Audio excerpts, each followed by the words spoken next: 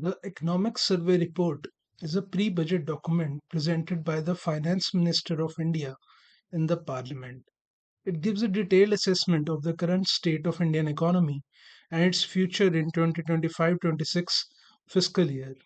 In its preface, it states that lowering the cost of business through deregulation will make a significant contribution to accelerating economic growth and employment amidst unprecedented global challenges. 2024 was a year of elections. Three big democracies went in for elections, including India, America, and Indonesia. India returned the incumbent to office for a third term. The ruling party continued in Indonesia with a different leader at the helm.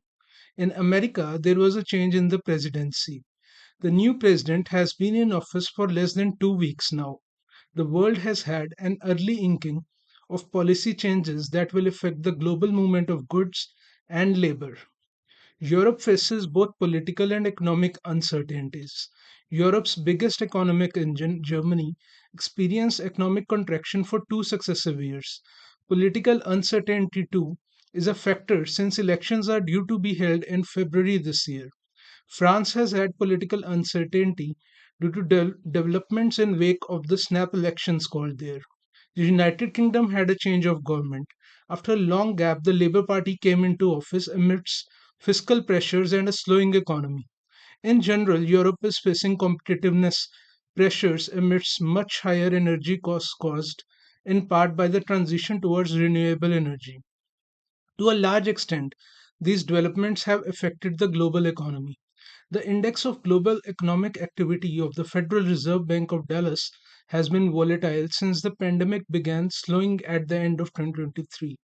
The reopening of the Chinese economy after the COVID shutdown has not led to a spurt in economic growth rate, as overcapacity and financial strains in the real estate sector have come to the fore.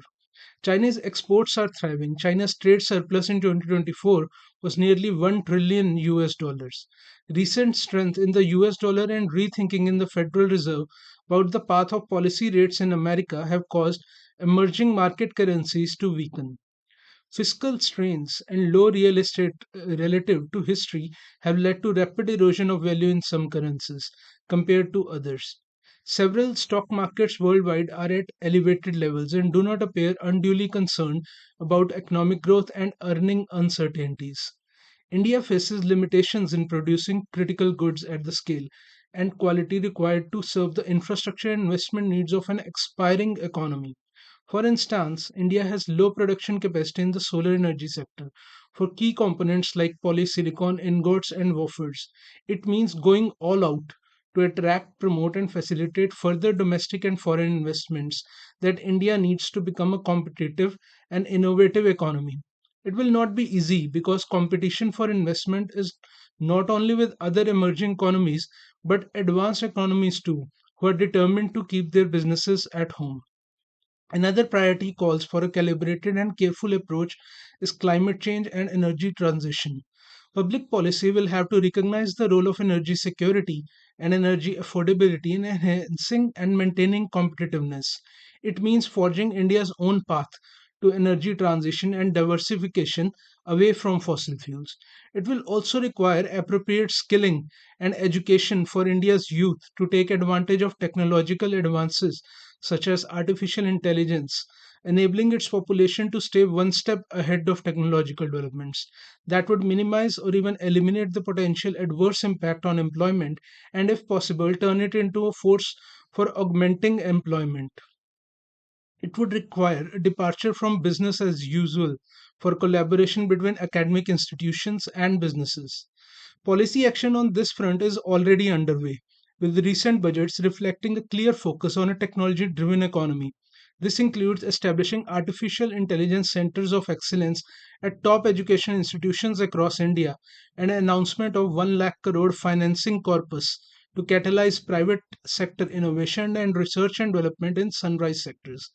Achieving competitiveness will be an incomplete project without raising productivity in the primary sector. As it was written in Economic Survey 23-24, the agriculture sector needs to be freed, empowered, and emboldened to diversify away from water dependent crops. Above all, underpinning specific policy efforts will have to be philosophical approach to governance. Getting out of the way and allowing businesses to focus on their core mission is a significant contribution that governments around the country can make to foster innovation and enhance competitiveness. That means changing the operative principle of regulations from guilty until proven innocent to innocent until proven guilty. Wiping out the trust deficit in the country is imperative, and government agencies have to set the agenda in this regard. It is a good bet that Indian public will overcome the challenges and turn them into opportunities on their way to Viksit Bharat by 2047.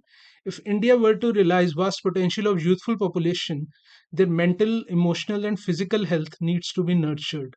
Scientific evidence abounds that the consumption of ultra processed foods is a big factor in undermining both physical and mental health. According to WHO report published in 2023, India's consumption of ultra processed foods shot up from 900 million US dollar in 2006 to over 37.9 billion in 2019.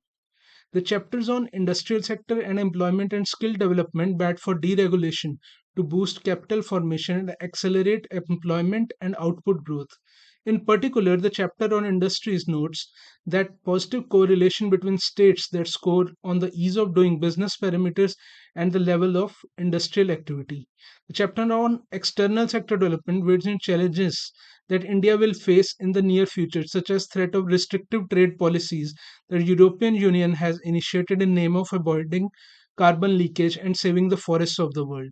These have the potential to restrict India's exports and widen the current account deficit at a time when the net foreign direct investment into India is declining because of successful exits by foreign investors, incentives given by many governments for investment to stay onshore, and higher interest rates in hard currencies.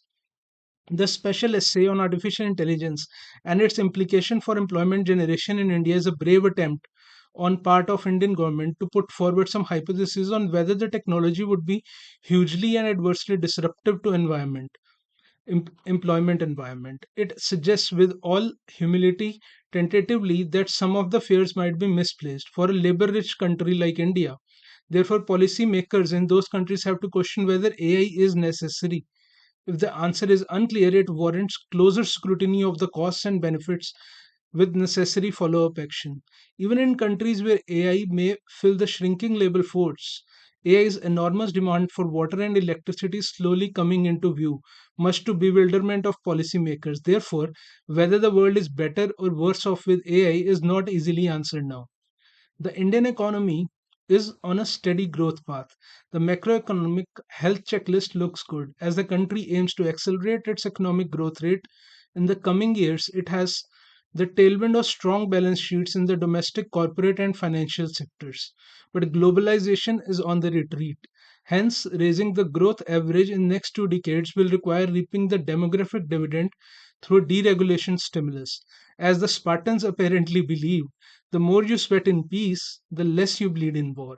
At the end of preface, V. Anantha Nageswaran, Chief Economic Advisor of India, states that, as always, putting it and pulling it together is a labor of love and yagna. Making the changes happen in reality is actually sadhana.